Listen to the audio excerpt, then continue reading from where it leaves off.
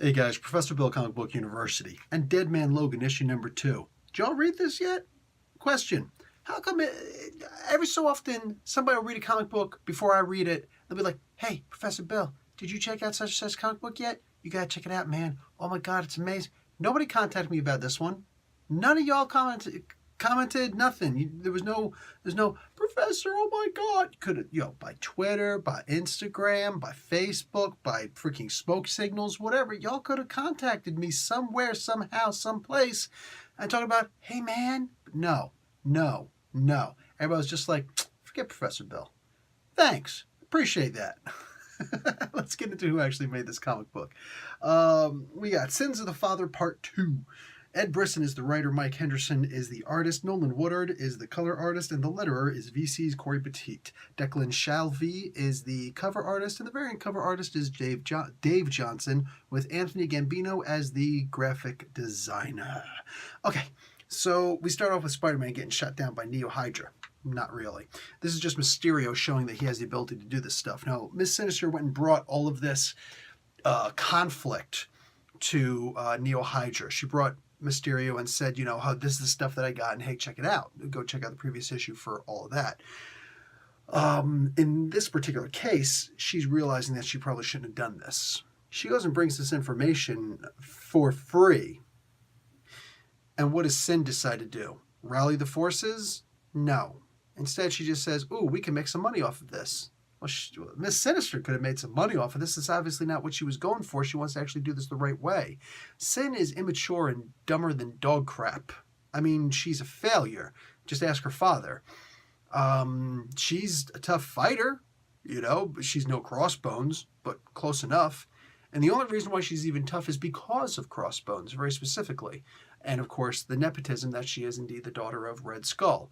Of course, she's always humiliated in front of the Red Skull proper, so she's not that big. She's not that important. It's the people around her that make her important, Because at the end of the day, she's just not bright. If she started off in the beginning of freaking Hydra, Neo-Hydra, whatever, she'd still be down there at the bottom ranks. She'd probably be considered one of the better killers, but she's not smart enough to lead. Not even she couldn't lead ants to a picnic, let's put it that way, right? She's just not brilliant. And she's expertly showed that way.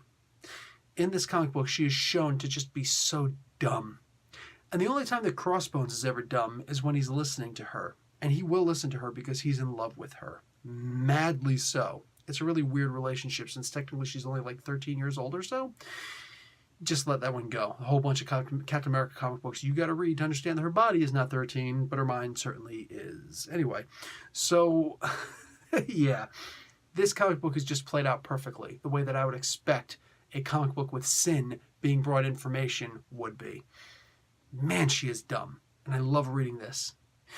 Now, I don't usually give the ending to a comic book, or at least not to a second issue. First issue, yes. Not usually to a second issue, but I'm going to now. So if you don't want spoilers, you should not be here for this. Because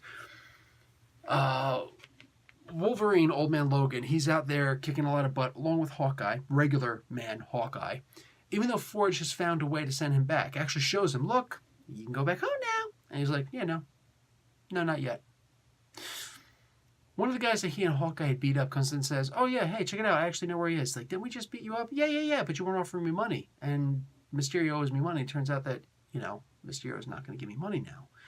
So you can give me the money, and then I'll tell you where he's going to be at. So apparently they pay him money.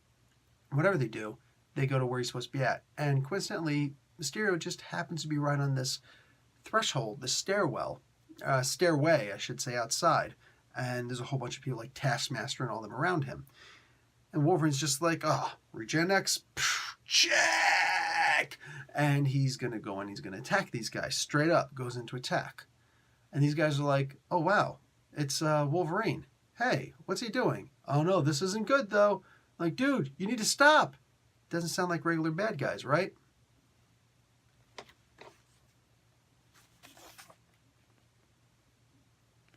He doesn't see it. We're seeing history repeat itself so quick. Damn. This is amazing writing.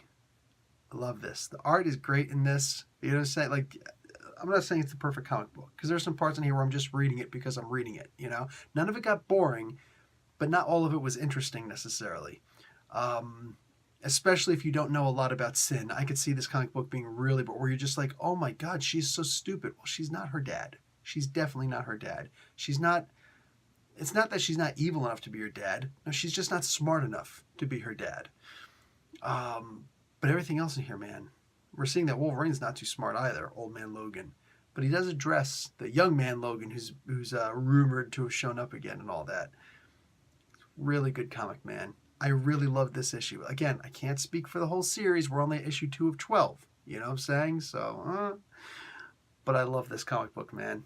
Wow. All right. Definitely consider grabbing this, man. This is going to go down as a pretty good one. Professor Bill, Comic Book University. Class dismissed.